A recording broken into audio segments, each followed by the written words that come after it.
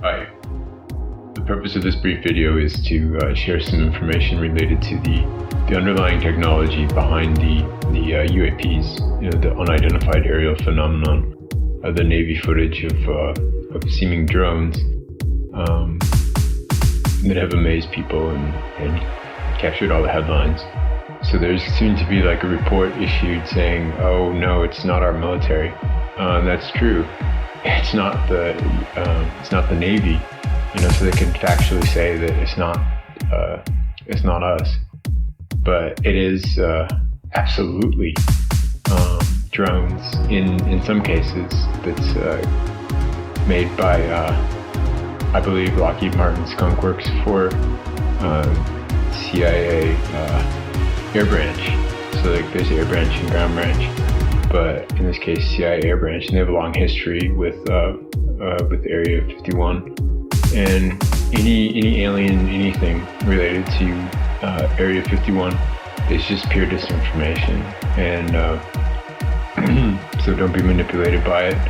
It's actually a very simple phenomenon is underlying this technology, and that's in part why it's been necessary to utilize this disinformation, basically, because this technology fundamentally compromises the world economy.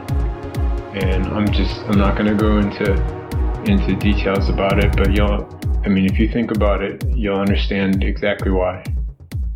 So I hope this video finds you well. So I wondered if gravity could be related to its cousin magnetism. Mm-hmm. And so I found that when I take two magnets together, I have some neodymiums around here that I'm actually afraid of. They're so strong. They can danger you. Mm. But anyhow, you take a magnet, you go to put them together and they go clunk, right? Mm. But you take one of them, move it around, and all of a sudden it doesn't want to go together. They're repulsive. So I got I ordered one at $5,000 a piece. Wow. with a 1/4-inch hole through between both of them, and I put a brass bolt and I tightened them down, forcing them together. Mm-hmm. And then I put them together in a thing that looks kind of like a rock. Mm-hmm. Okay, and then I got another one that didn't have magnets in it. Mm-hmm. And Galileo, in all his endeavors, he went up to the Leaning Tower of Pisa and he dropped a big rock and a small rock. Mm-hmm. And his buddy down the bottom kept telling him that the large rock and the small rock arrived at the same time.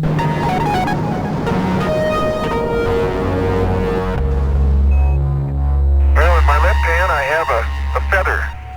In my right hand a hammer. And I guess one of the reasons we got here today was because of a gentleman named Galileo a long time ago who made a rather significant discovery about falling objects in gravity fields. And we thought that where would be a better place to confirm his findings than on the moon. And so we thought we'd try it here for you. The feather happens to be appropriately a falcon feather for our falcon. And I'll drop the two of them here, and hopefully they'll hit the ground at the same time. How about that? That proves that Mr. Galileo was correct in his findings. Well, I went up in the Lockheed building 501 by the side of escalators and elevators. Oh, wow. And I got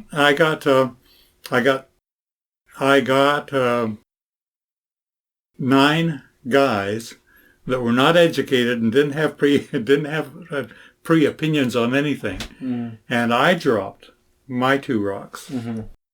And I said, what I would like you to do is, I told him what I would like you to do is I would like you to take whichever one arrives first, get it in your hand, and when I come down the elevator, hand it to me. Mm-hmm. Now, they looked identical, except for... And nobody knew what was inside? Absolutely not. Mm-hmm. All the 9 times that I tested it, it's as though the one with the opposing magnet field extending out 3 feet on each side, I actually measured how big the field is. How big the field was, and on each side of one rock, I had a total of 6 feet. At any rate, the other rock arrived first. Which one arrived first? The one that had no magnetic field in it. So you were able to cancel out gravity to a certain degree. You were able to cancel, Precisely. reduce the mass gravity effect Precisely. by opposing fields. Isn't that nice? You bet. And got 9 signatures and I always skip. You did that at Lockheed. What year was this? At least 8 years ago.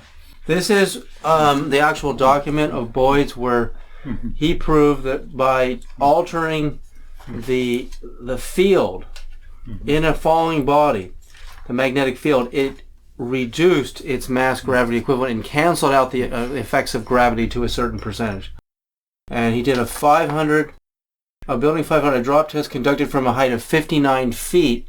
The location is in White Solomon, Texas, and the time was 12:20 p.m. And this was in 1995, December 12th. Nobody knows this. I know it. So mass gravity is not, you can alter it. Gravity within itself has to have, gravity goes through anything that is solid and anything like iron or anything else. But it has to have a magnetic component, which may be canceling out within itself. But as soon as it got around my rock, it all of a sudden recognized the presence of my rock. One of Einstein's students tried to merge electromagnetism and gravity, and he rejected it.